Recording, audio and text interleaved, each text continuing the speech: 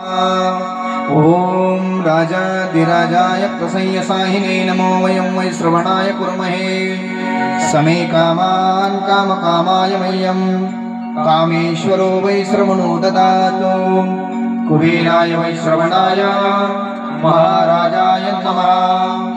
ओम स्वस्ति साम्राज्यं भोज्यं स्वराज्यं वैराज्यं पारमेश्यं राज्यं महाराजमाधिपत्यमय समन्तपर्यायस्य सार्वभौम सर्वायुष अन्ताः परार्धात् पृथिवीः समुद्रपर्यन्तायाम् एकराडिति तदप्येषो श्लोको विवेकितो मरुतः परिवेष्टारो मरुतस्यां वसनगृहे अवीक्षितस्य कामप्रे विश्वे देवाः स्वभावः सदैति।